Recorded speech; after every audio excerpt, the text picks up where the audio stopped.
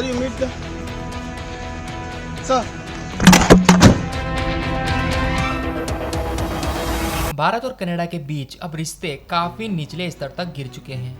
Canada के प्रधानमंत्री Justin Trudeau ने अपनी कुर्सी बचाने के लिए कनाडा को भारत विरोधी अड्डा बना दिया है।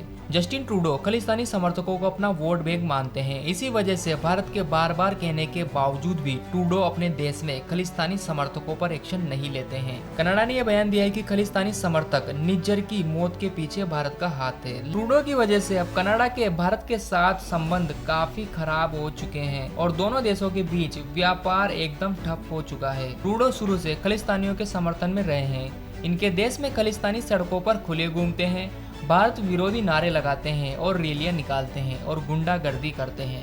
जस्टिन ट्रूडो इन सब पर नकेल कसने के बजाय चुपचाप बैठकर तमाशा देखते हैं। जस्टिन ट्रूडो ने आरोप लगाया है कि भारत की सुरक्षा एजेंसियों ने हरदीप सिंह निज्जर नाम के आतंकवादी को मार गिराया और साथ ही भारत पर आरोप लगाया कि भारत को दूसरे के मामले में हस्तक्षेप नहीं करना चाहिए। एक आतंकवादी को बचाने के लिए कनाडा ने भारत के टॉप डिप्लोमेट को देश से निष्कासित कर दिया। लेकिन हैरानी की बात देखो, भारत को अपना सच्चा दोस्त बताने वाले अमेरिका और ऑस्ट्रेलिया ने भी अपनी औकात दिखा दी। अमेरिका और ऑस्ट्रेलिया अब कनाडा से हमदर्दी दिखा रहे हैं।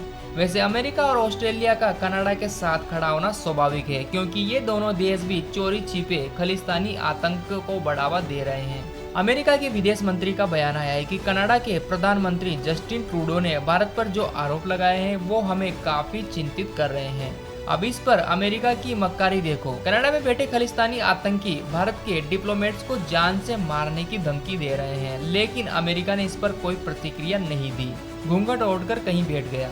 वहीं ऑस्ट्रेलिया के विदेश मंत्री ने भी बयान जारी किया है कि कनाडा के आरोप काफी गंभीर है और हम इस मामले पर नजर बनाए हुए हैं। हमने भारत के सामने अपनी चिंताएं जाहिर कर दी है। आओ अब इन देशों की असली मक्कारी भी देख लो। कुछ समय पहले ही अमेरिका में भारतीय हाई कमीशन के ऊपर खालिस्तानी आतंकियों ने हमला कर दिया था, लेकिन तब किसी को कोई फर्क नहीं पड़ा। इन देशों का कोई बयान नहीं आया। क्या आप जानते हैं कि ऑस्ट्रेलिया जैसे देश में भी हिंदू मंदिरों पर हमले किए जाते हैं, उन्हें नष्ट किया जाता है, नुकसान पहुंचाया जाता है, लेकिन ऑस्ट्रेलिया सरकार इस पर कोई एक्शन नहीं लेती है। यहाँ तक कि खालिस्तान के लिए जनमत संग्रह करवाया जाता है, लेकिन ये देश मुंह में घुट्टी दबाकर बैठ जाते हैं।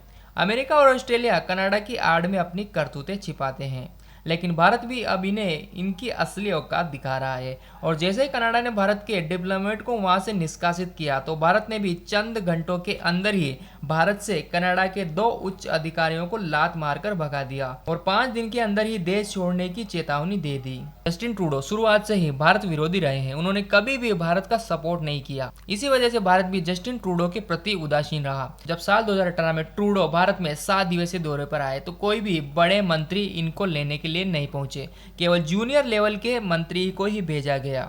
अभी हाल ही में हुए G20 2023 में भी कनाडा को ज्यादा तवज्जो नहीं दी गई, बल्कि यहाँ आकर भी जस्टिन ट्रूडो ने जहर उगला। उसने कहा कि हर व्यक्ति को अभिव्यक्ति की आज़ादी का अधिकार है और खालिस्तान को सपोर्ट किया।